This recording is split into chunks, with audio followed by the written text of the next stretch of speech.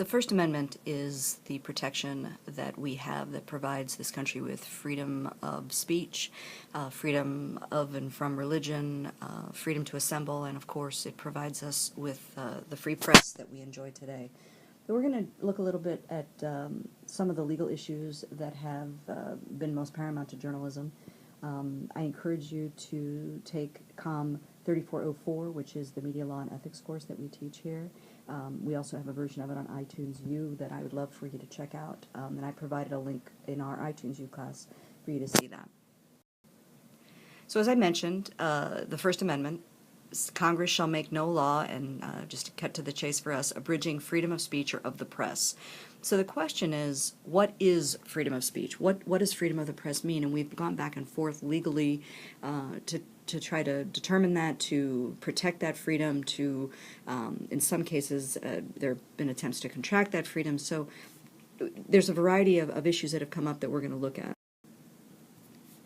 The Founding Fathers felt that free expression was a non-negotiable foundation for democracy, and that it was a requirement that people who felt free to share their ideas and share information would ultimately be the most informed citizens and the most committed citizens to democracy. So that meant that we're able to make choices and comments and statements and about who we elect, the form of government we want, what laws we have. All of these things are factored into this idea of free choice and free expression. And we've relied on the press to fulfill that fourth estate role of letting us know when our government maybe is not serving us the best way that it can. Situations like Watergate. We've certainly had the WikiLeaks exposure. We've recently had the exposure with the NSA data collection. You know, this is information that's been revealed in the press that we might not otherwise have known about, and it helps to ensure that our democracy stays free. It helps us make choices, really. And, you know, the line says that the antidote to distasteful or hate speech is not censorship, but it's more speech. So that's why maybe groups that we disagree with, we see them, you know, marching, and we see them having protests, and we see them getting coverage, and we may disagree with it, but their right to speak and ensuring their right to speak is what ensures our right to speak. Some of the key issues that we're going to look at are defamation. And the idea that what we write is incredibly powerful. What we write that is incorrect can do a lot of damage. The main issue that we focus on in written journalism is libel, because libel is when false statements that harm people's reputation are written. When something is spoken, it is slander. And basically the definition is false or malicious publication for the purpose of defaming a living person. So that doesn't mean when you make a mistake. It doesn't mean when you've gotten information through reporting and it turns out to be incorrect. It means when you publish something and you have an idea that it's false, or you have not checked it out that it's false, and it damages someone's reputation. That's when you straddle the line to libel. Now, proving it, there's 4 primary criteria that we need to follow.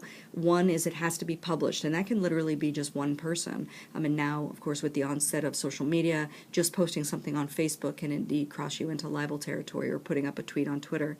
It has to be untrue. So if you post something that appears to damage someone's reputation, and you know that it's going to do that, but it's true, you're protected against libel, you know, on its face per se.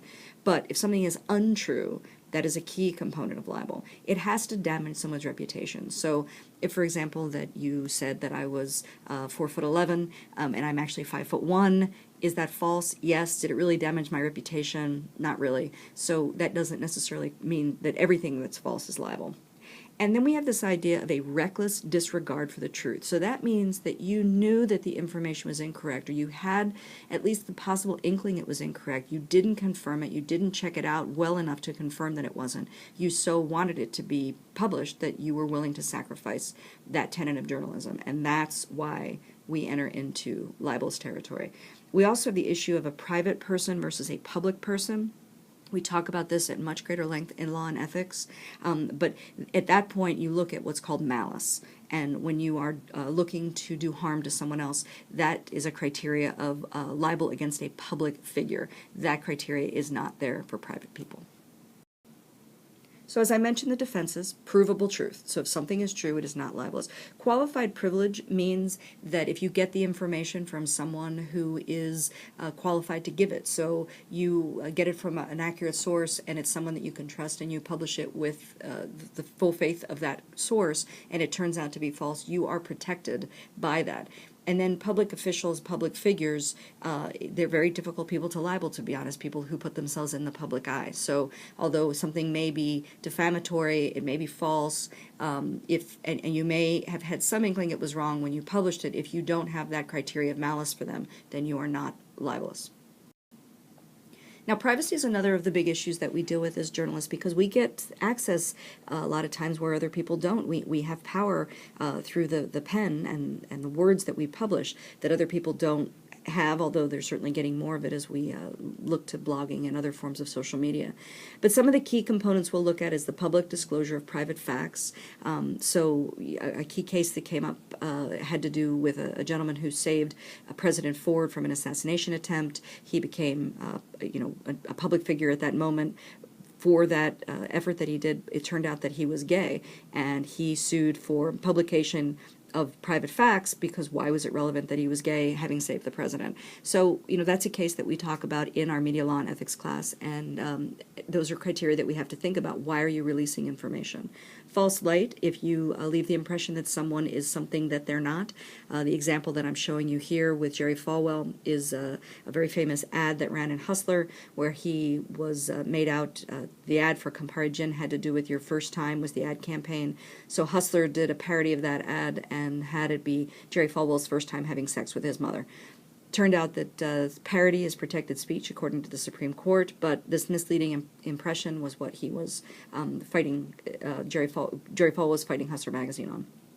And then intrusion. So if we go into places that that are private and we shoot pictures or we get information, that is not legal. We actually have no more rights to be places than any other private person does. So if you are along with police and you get to go into places that they do and you intrude in people's privacy, you can be liable for that.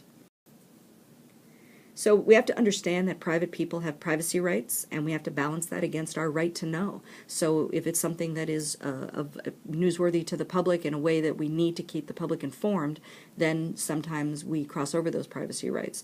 We also have to recognize that public figures have less privacy rights than private people do, which is why we see a lot of the coverage of celebrities that we do that would be considered a legal issue if it was a private person.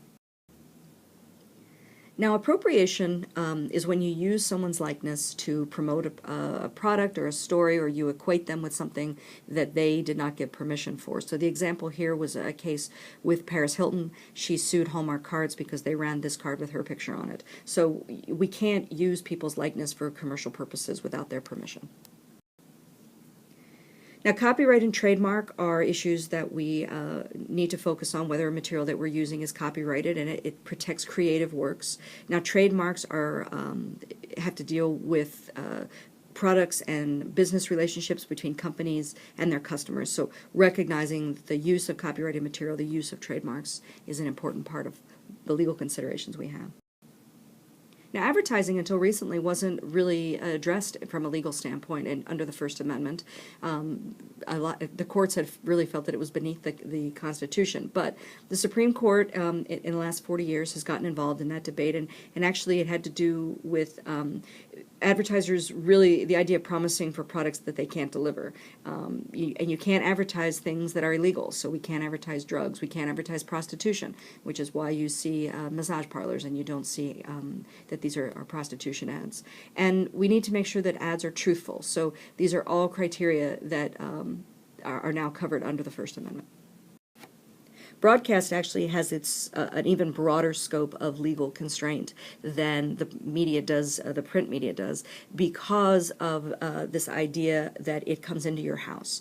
And the belief was that the influence that television had was pretty significant on the people to which it was beamed. So we actually have regulation of the broadcast media under the FCC, the Federal Communications Commission, which also regulates cable and other forms of communication. So the fact that we also are dealing with an electromagnetic spectrum, it's a publicly owned entity, the broadcast waves, and that is another reason why we have government control of them, where we may not have it over printing presses, for example. So I encourage you to take Media Law and Ethics, or at least check it out on the iTunes U course. There's few things more fascinating, especially in today's world, than media ethics, and the laws that control us and provide us with opportunities are changing all the time. We've certainly had some issues come up about shield laws, which would protect us from revealing sources. We've had a lot of issues come up recently about public records. So all of these facets are covered in that course, and I really look forward to having you in there.